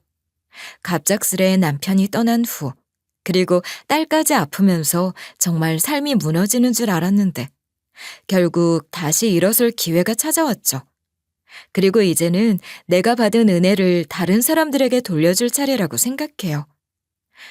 사람은 누구나 저마다의 상처를 안고 살아가죠.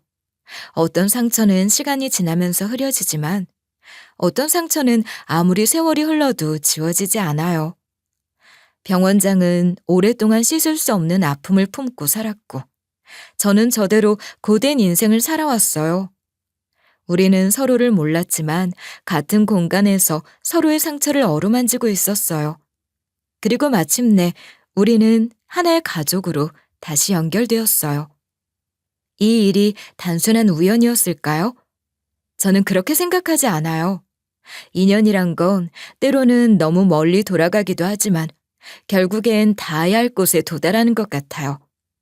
가족이라는 것이 때로는 상처를 주지만 동시에 치유가 되기도 하죠. 이제 저희는 각자의 방식으로 서로의 삶을 지켜보며 살아가고 있어요. 저는 여전히 누군가에게 따뜻한 밥 한 끼를 건네고 있고 병원장은 여전히 환자들에게 최선을 다하고 있어요. 그리고 저희 딸은 건강하게 그리고 더 단단하게 성장하고 있어요. 누군가 여러분에게 인생이 뜻대로 되지 않는다고 말할 때 한 가지는 기억하셨으면 좋겠어요. 때로는 가장 예상하지 못한 순간에 가장 기적 같은 일이 찾아오기도 한다는 거려. 무엇보다 어린 날의 저처럼 원치 않는 가족 때문에 힘들어하는 분이 계시다면 말해주고 싶어요. 당신을 힘들게 하고 사랑하지 않는 가족이라면 그 집은 집이 아니라고요. 당신은 그 집을 떠나 진짜 사랑으로 이루어진 새로운 집을 시작해도 된다고. 모든 분들께 집이 집답고 가족이 가족답기를 바라며 긴 이야기 들어주셔서 정말 감사합니다. 이 사연이 누군가에게 작은 위로가 되기를 바라며 여러분의 삶에도 좋은 기적이 찾아오기를 진심을 다해 기도할게요.